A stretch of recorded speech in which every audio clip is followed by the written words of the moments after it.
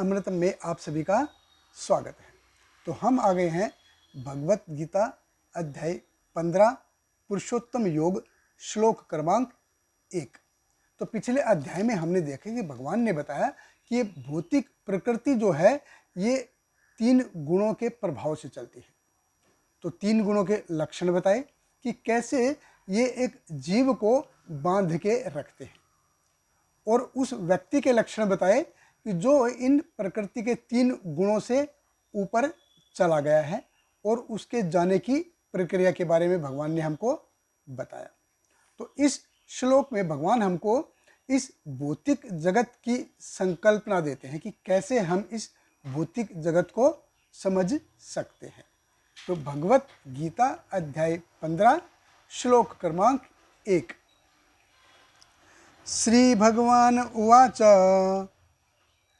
ऊर्ध्वमूलम् अधशाखम् अश्वत्थं प्राहु अव्ययम् छन्दांसि यस्य पर्णानि यस्तं वेद स वेदवित्।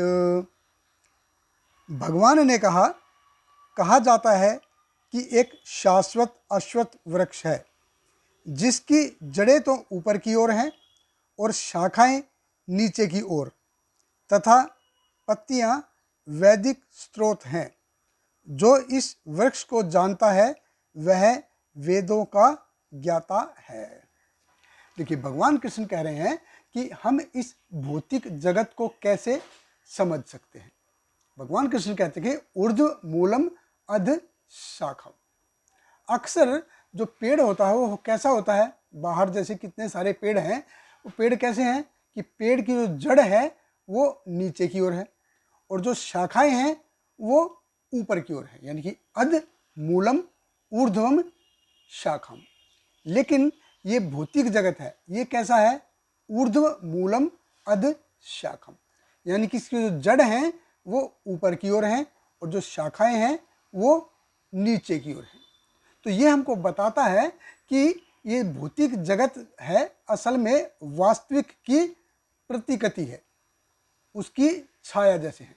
श्रील प्रभुपाद जी जैसे तात्पर्य में जैसे बताते हैं कि ऐसा पेड़ आपको कहाँ पे दिखेगा, ऐसा पेड़ हम देख सकते हैं कैसे, ये किसी नदी के किनारे या पानी के किनारे। तो पानी के किनारे पे पेड़ की जो परछाई है कैसी दिखती है हमको, वो उल्टी दिखती है कि नहीं, उल्टी दिखेगी। तो अगर पानी के पास अगर पेड़ है तो उसकी परछाई पानी में उल्टी पड़ेगी, उल्टी दिखती है। तो ऐसे ही जो भौतिक जगत है ये प्रतिकृति है, यानी कि रिफ्लेक्शन है, ये असली नहीं है। इसलिए ऊर्ध्व मूलम अध शाखम। तो और हम देख सकते हैं कि प्रकृति कैसे चलती है, कैसे कार्य कर रही है। यहाँ पे इस भौतिक जगत में हर कोई क्या है, वो बॉस बनने की होड़ में लगा हुआ है। सबको नाम मान सम्मान प्रसिद्धि ये सब चाहिए। आध्यात्मिक जगत में भी होड़ लगी रहती है। तो वहाँ पे किसकी होड़ लगी रहती है, वहाँ पे होड़ लगी रहती है सेवा भाव की। तो भगवान और भगवान के जो भक्तों के बीच में वहाँ पे होड़ लगी रहती है कि कौन किसकी ज़्यादा सेवा करेगा। तो भगवान और भक्तों के बीच में ये होड़ लगी रहती है।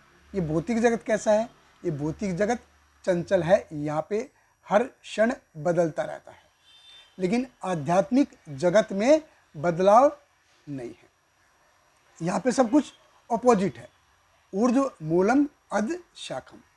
और भगवान ने देखिए इसकी परिकल्पना किससे दी है, अश्वत्थ वृक्ष से दी है। नीम के पेड़ से या जामुन के पेड़ से या किसी और पेड़ से क्यों नहीं। भगवान ने 10वें अध्याय में जैसे बताया है अश्वत्थ सर्व वृक्षाणाम, कि मैं सारे वृक्षों में क्या हूँ, अश्वत्थ वृक्ष हूँ।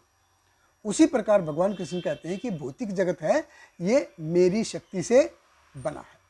तो जो मेरे द्वारा दिए गए दिशा निर्देशों का पालन करते हैं वो मेरे साथ रहते हैं, और जो मेरे द्वारा दिए गए दिशा निर्देशों का पालन नहीं करते वो इस भौतिक जगत है। जैसे होता है ना, जैसे गवर्नमेंट है, गवर्नमेंट अगर बोलेगी कि भाई ये रूल रेगुलेशन फॉलो करोगे तो तुम आराम से स्वतंत्र होके रहोगे, फ्री होके रहोगे, और तुम अगर रूल रेगुलेशन फॉलो नहीं करोगे तो तुम जेल में डाले जाओगे।